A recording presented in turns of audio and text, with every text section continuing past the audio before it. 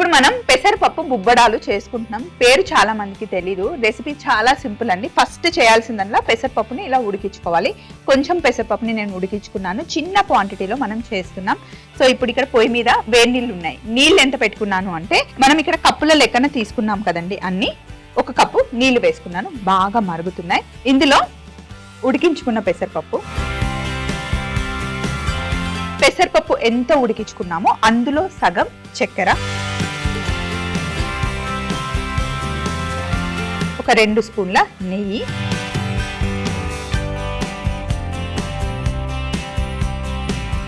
ఇప్పుడు ఒకసారి బాగా మంచి మిక్స్ చేసుకుందాం. విసుకుంటే ఈజీగా అయిపోతుంది. ఇప్పుడు ఇందులో మనం 1 కప్పు బియ్యం పిండి, కప్పు కన్నా కొంచెం తక్కువ తీసుకున్నాను, అలాగే కొంచెం గోధుమ పిండి, సో బియ్యం పిండి కప్పు కన్నా కొంచెం తక్కువ వేసుకున్నాను కదా, గోధుమ పిండి కూడా అంతే. ఇందులో మంచి ఫ్లేవర్ కోసం ఇలాచి పొడి. ఇప్పుడు మనం చేస్తుంది స్వీటే కాబట్టి ఇలాచి పొడి ఖచ్చితంగా వేసుకోవాలి. సో అన్ని వేసి బాగా మిక్స్ చేయండి. ఇలా ఉప్పుడు పిండి లాగా అన్నమాట. మనం హనుమాన్కి అప్పాలు చేస్తాం కదండి, సేమ్ అలా అన్నమాట.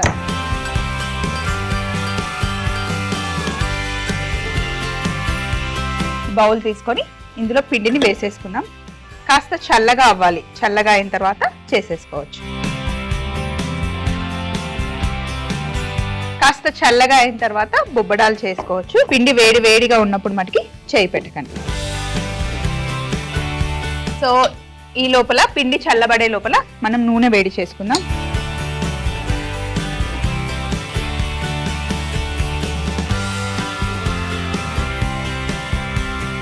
ఇప్పుడు మంచిగా మెత్తగా చేసుకోవాలి. ఇలా కాస్త వాటర్ తీసుకుంటే మంచిగా వస్తుంది.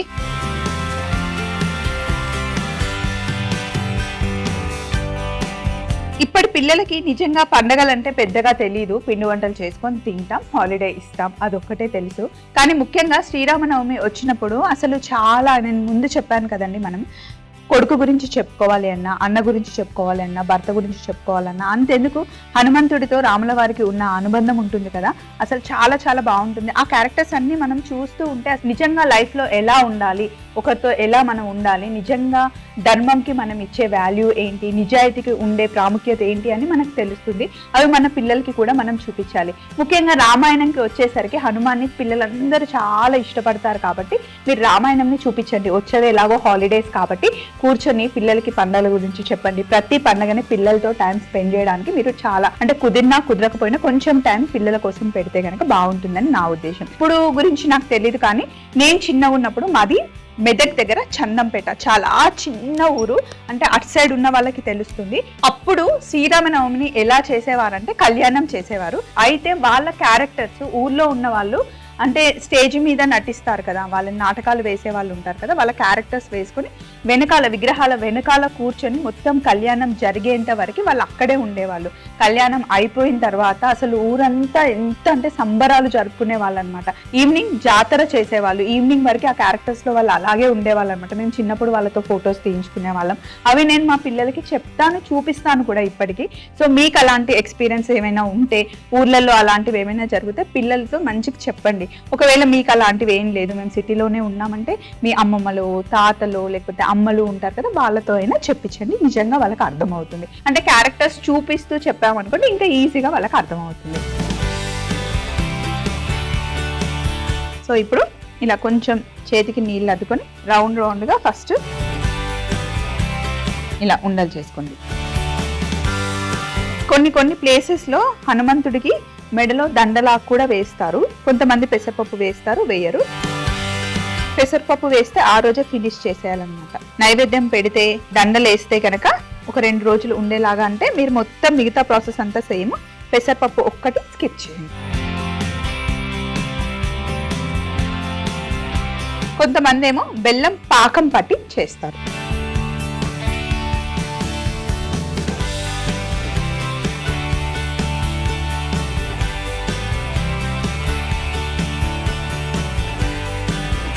సో ఇలా అన్ని చేసిన తర్వాత చేతిని తడి చేసుకోండి. ఇలా తడి చేసుకున్న తర్వాత చేతిలోనే ప్రెస్ చేసుకొని, మరీ పెద్దగా కాదు, చిన్నగానే రౌండ్గా ఒత్తుతూ ఇలా వేసుకోవాలి. చేతికి తడిమటికి ఖచ్చితంగా ఉండాలి, లేకపోతే అంటుకుపోతుంది. కలర్ కూడా త్వరగా వచ్చేస్తుంది, చక్కెర వేసాం కాబట్టి.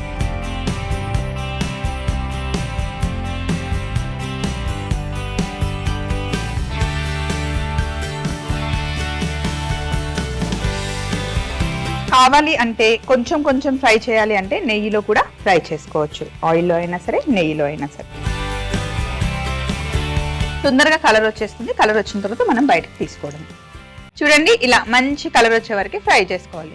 బుల్లి బుల్లిగా భలే ఉన్నాయి కదా.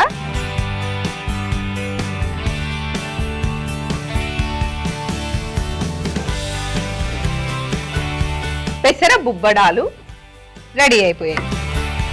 కొంచెం ఆయిల్ లాగేసిన తర్వాత మనం ప్లేట్లోకి తీసుకుందాం.